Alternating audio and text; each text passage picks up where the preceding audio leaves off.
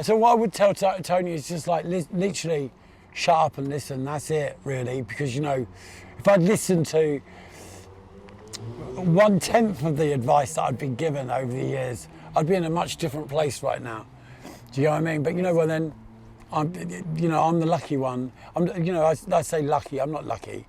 I'm blessed to have had a second chance at life and to be where I am today. And that's due to the fact, as I said before, I don't drink or take drugs. And I just think that you don't need to wait for 28 years of abuse and abusing yourself to actually get to that point where you want to change. Yeah. Speak up, open your mouth if you just don't get fed. It's as simple as that.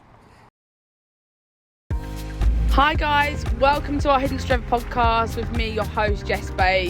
This week is a super important topic. We are tackling drugs and alcohol and addictions and how they can destroy your life, your physical health and the people around you. We have Fat Tony, a superstar DJ in the music world and in the fashion world. Friends with the likes of Kate Moss, Naomi Campbell.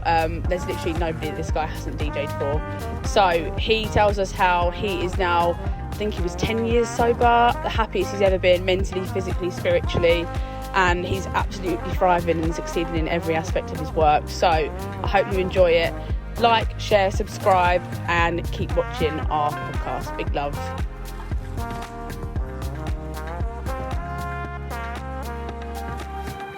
Hi guys, welcome to the Hidden Strength podcast. I have a legend sat in front of me that I've wanted to hang out with, pick his brain for so long now. We're on the same roster and we've not met yet. I can't even believe it. I know, right? This is DJ Fat Tony. It's because I'm busier than you, yeah, that's true why. This is why you're here. Tell me about you. Like, how are you, dude? I'm really good, Jess. Yeah? Really good, yeah. Good, sober, happy? I couldn't be more happy. You know, like I'm coming up to 15 years sober. Wow. And my life is my life. Yeah. It's no one else's. Amazing. And that's incredible. Because before, my life wasn't my life. It belonged to drink, drugs and everybody else. And today I can sit and say, yeah, I enjoy my life. Well, I absolutely admire you for it, and I think that a lot of people need to take a leaf out of your book. I know for one, I definitely will. So tell our listeners a little bit about your career, how you started, just a little bit of background on you. I fell into DJing at a really young age of 16. Oh, wow. And within a month, I had a residency in New York at the Palladium, working for Steve Rebell, who used to have Studio 54. Then I flew, my career, I started DJing in a time when there wasn't social media, so it was all word of mouth. And the best time. Yeah, of course. I come from a really creative era. And to have a voice in that era, you had to do something and you had to have a platform to shout from. And so DJing suddenly became my career. I've always loved music. Music's the biggest drug and the greatest drug you'll ever have in your life. You just need to tap into it. But for me, it was very whirlwind career in the sense at the beginning, I was like literally flying to New York on Concorde. It was just insane. At the age of 18, I had residencies all over the world. Yeah, it was mad. And it still is mad today, but it's a different kind of mad today. And as my career took off, so did my drinking and my drug taking. I come from a long line of alcoholics. My dad, his father. There's alcoholism all the way through my family. Yeah. And so it was always in me. Yeah. I was always the last to leave the party. I was always the one that didn't want it to stop. I was always the one that wanted more than everyone else. I was always the one that kind of just didn't know when to go home. Yeah. And that kind of was fun for quite a long time. Yeah. It was fun How for long me. did you say that was going on for? I used and abused drugs, and I say abused because there's a difference between drug use and drug abuse. Yeah, absolutely. And when you cross that line, that's when everything changes. Absolutely. So for me, recreational drug use was fun for about, I'd say a good 5 to 10 years, really, in a sense. But it got dark pretty quickly. Yeah. And then, of course, the other 18 years was complete and utter car crash. Yeah. Yeah, it was survival. Yeah. It wasn't living. What got you to like that point where you thought, do you know what, this is enough? No, I used to get to that point. I used to get to that point of this is enough every Tuesday morning. I'd think I can't do this anymore. Then Friday comes. Okay, no. Then Wednesday came. You know, literally, I would wake up and I'd just think, you know what, I need a drink. Yeah. Or I would, you know, and you know, and off I'd go again. You know, I'd be out every night of the week. Back then, we had clubs every night of the week. You know, really good parties every night of the week, because that was London at its finest. You know, so I would be out every night, DJing most nights, and drink and drugs went with the job. So I thought, I just kind of thought, okay, you need to be drunk to feel the vibe. You know, I completely lost all track of what my job was about. My job wasn't about drinking and taking drugs. My job was about playing music and making people dance. Yeah, you know, I get that. I think I'd gone from being a DJ to being a selector. Yeah. Selecting tracks before I went out, thinking, okay, and playing in that order. That's not DJing. That's a playlist. Agreed. Do you know, and I used that playlist for a very long time to make a very lot of money, because my creative part of my brain had switched off. All I thought about was drink and drugs. Wow. I'd lost that sense of creativity. I'd lost that force that drove me in the first place. It's the fun part of DJing, isn't it? Of course. That's you what know, it's about.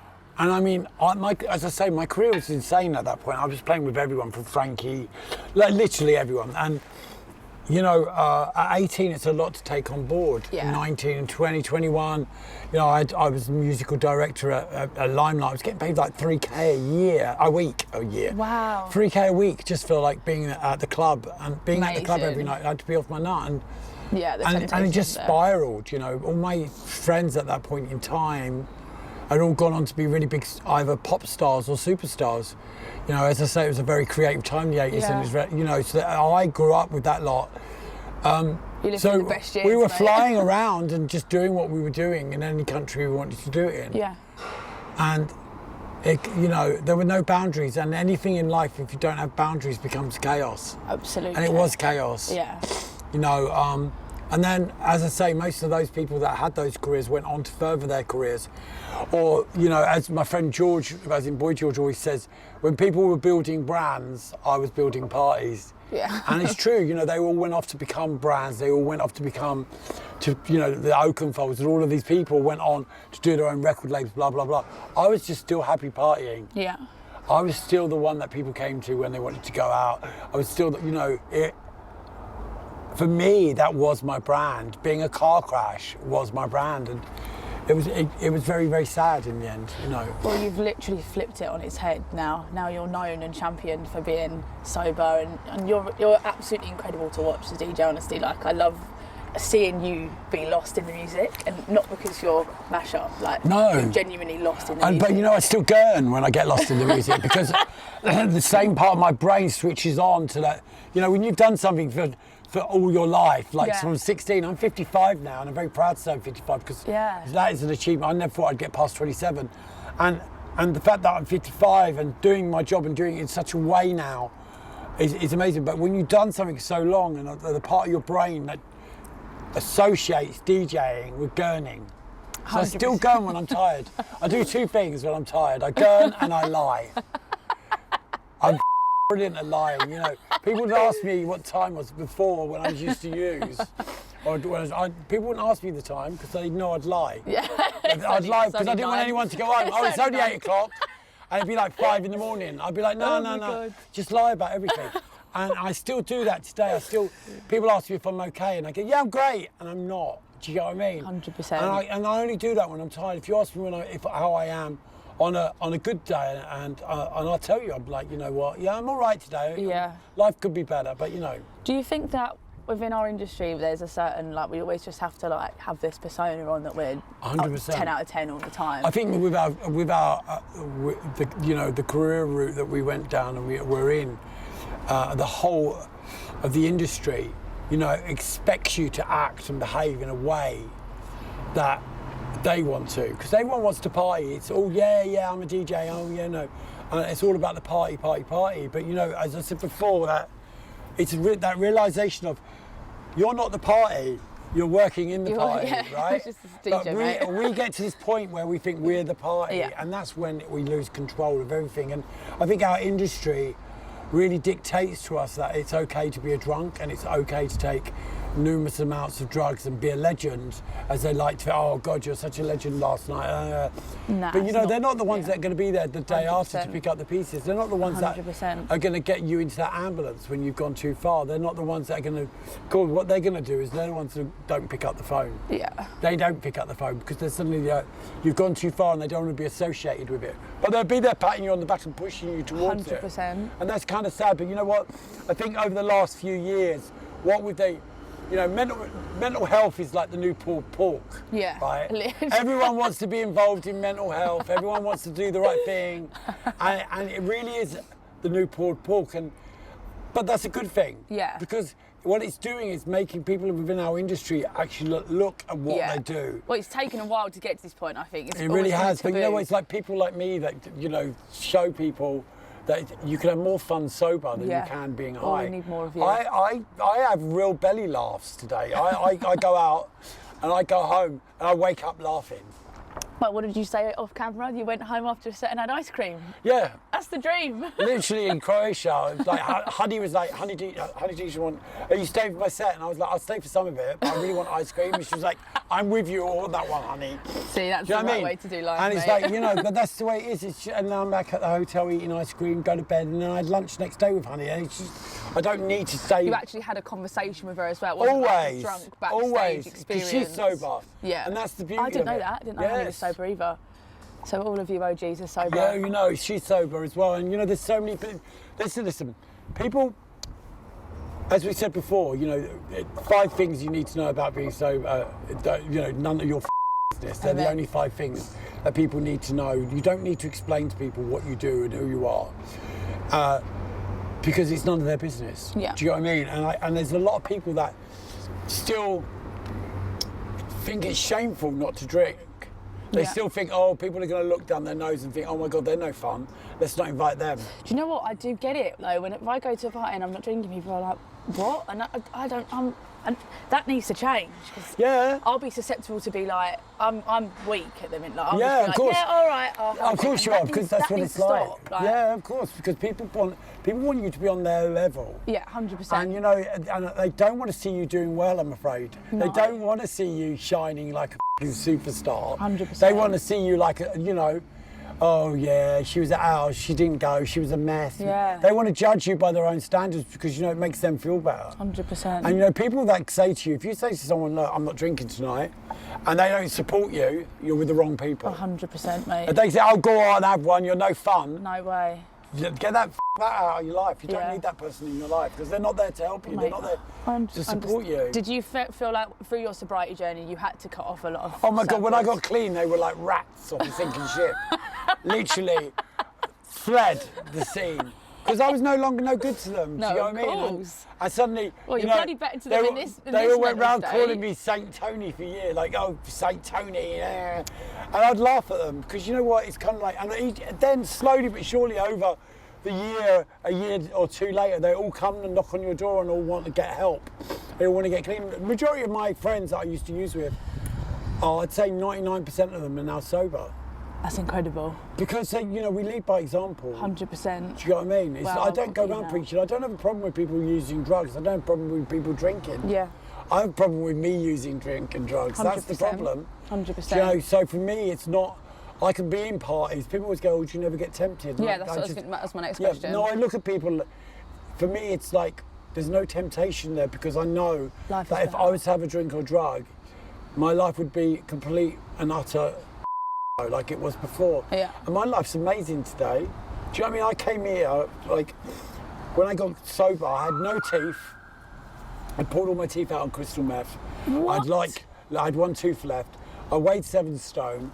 I was completely insane. I would rock backwards and forwards. Oh And my all I God. ever thought about was death. Every day, all I ever thought about was my own funeral, who was coming to it, who wasn't coming.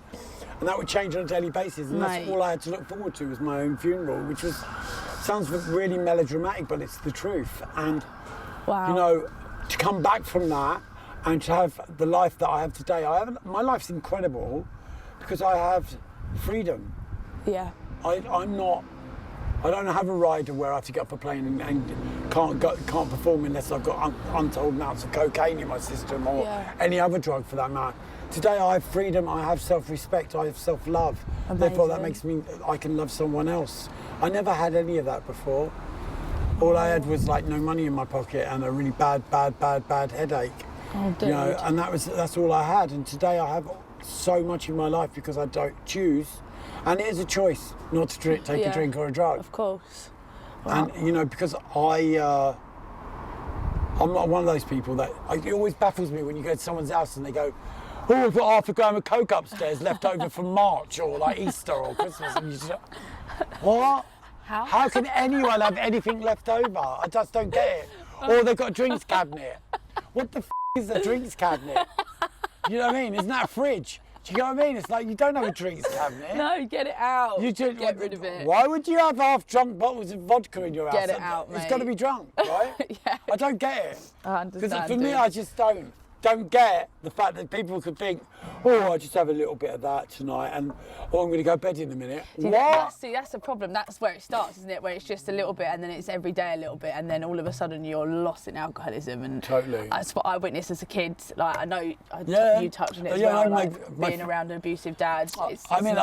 Sunday mornings in our house was pretty horrific. Mate, mine was every single day. Yeah, and it's hard to not let that become you as a person. Like, I've always really tried to not ever let my past dictate what my future is. Of course. Like, there's people around me that do, and I just feel like it's such a waste of life.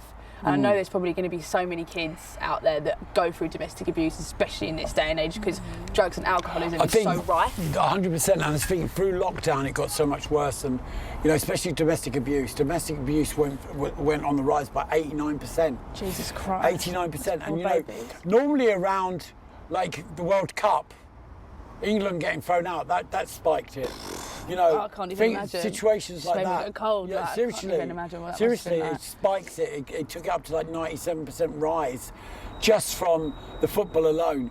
So you know, everybody goes through it, and I just think that I know why I'm an alcoholic and I'm an addict. I know that because it's in my wiring, and I know that it's a genetic thing. Not everybody knows that, and not everybody is an addict. But what happens is, people become dependent on certain substances and certain drink, or you know, like alcohol, for instance, and it becomes the norm, drinking 3 pints every night because their mates do. You know what? You don't have to be like your mates. You don't have to be a victim. If you've gone through abuse at home, mentally, physically, sexually, speak up, speak about it, because you know, the longer you hold that stuff in, the more toxic that makes you. 100%. What it does, it mutates in our brains, and we hold this stuff in for so long that it comes out sideways, and I hate that terminology, but that's what happens. That's so true. And then before we know it, we're using that as an excuse. This is an excuse. You know, I used to tell people my dad died. I told my dad died 6 times during years. And when he actually did die, people were like, no, he's not. People were like, didn't you tell us he died before? And I'd be like, no, that was my stepdad. My mum's married 3 times. Oh my God. Because I would lie on lies. That's what I did. You know, because we want to be a victim. 100%. Because it justifies what we do. Yeah. And you know what? Life's amazing. I can when you're understand not a victim. that. My dad is like literally like that. It's victim mentality, isn't it? And it's just makes you feel like I could talk about that for hours, but honestly. So, talk to me. I saw that you did an interview with a boy who wrote a poem about his mum dying. I can't remember what his name was, but it was about Sonny Hall. This is him. He lost his mum to heroin. Yeah, he lost his mum to heroin. And he said before that he was also lost in that because his mum was. He was watching his mum. Yeah. And just copying almost. And yeah, because you know we have learned behaviours. That's 100%. what we do. And how do you ever break that? If you're, you know, when you're at school, right? Prime example, you're at school and you hang out with a group of people that are the worst kids in the school. You become one of those worst kids in the school because we morph into them. Yeah. Because we're so lost in our own identities from what's going on at home. Yeah. So we take on these other identities. So when we grow up and come from an abusive relationship or there's some form of trauma, we latch onto that trauma, or that trauma latches onto us. Yeah. Right, and so therefore we suddenly start to justify our actions because you don't know what it's like for me. This is why I'm acting out like this, because we don't know how to speak about it, and we don't know how to say to someone, look, my dad beats my mum up, or my mum's an alcoholic, because of the shame that goes with it. Yeah. But you know what, that shame will get you further down the line. It's far easier to open up and say that stuff and just say what's going on for you than actually holding it in. 100%. You know, and because society tells us that, you know, man up, for instance. I mean, come on. How many guys have we lost to suicide this year alone? Yeah. Seems to just all be men at the minute.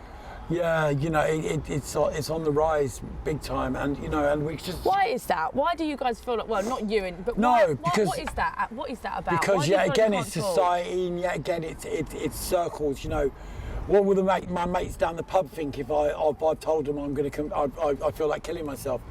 Yeah, it's Is it a pride thing? Yeah, of course, it's the ego. Ego comes from fear. Yeah. Right. That's where ego comes from. So, you know, what they're scared of, they will front and make it out to be something different. And you know what?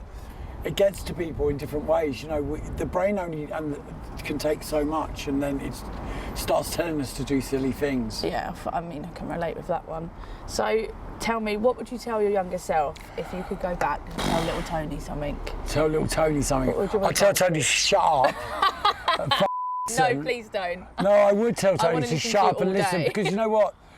You know, it's like, I never listened to anything anyone said, ever.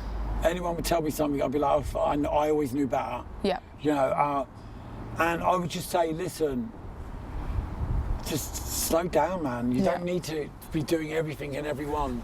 Do you get what I mean? Because my addiction doesn't only lie in drink and drugs. It lies in sex, it lies in food. If I have sushi on a Monday and it's really good, this is even now, I'll have it Tuesday, Wednesday, Thursday, Friday. I'm the same with that. Always. And like literally every night, everyone will be like, what are you having? I'm like, oh my God, my girlfriend hates me for it. Always, this is what I do, you know, shoes, t-shirts. If I've got I have this, you know, spend vast amounts of money on 7 of the same t-shirt in different colours. Why? I don't need to. Do you know what I mean? I get it. It's insane. So what I would tell Tony is just like, literally, shut up and listen. That's it, really. Because, you know, if I'd listened to 1/10 of the advice that I've been given over the years, I'd be in a much different place right now. Do you know what I mean? But Amazing. you know what? Then I'm the lucky one. I say lucky. I'm not lucky. I'm blessed to have had a second chance at life and to be where I am today. And that's due to the fact, as I said before, I don't drink or take drugs. And I just think that you don't need to wait for 28 years of abuse and abusing yourself to actually get to that point where you want to change. Yeah. Speak up, open your mouth if you just don't get fed. It's as simple as that. Thank you so much for talking to me. Oh, I love you. You know also, that. you've got a book coming out next year, is May it? 22nd. To May 26th. Even more about his extravagant, I don't take requests. There we go. Make sure you get it. Thank you so much, Tony. Thank you. Thanks, guys.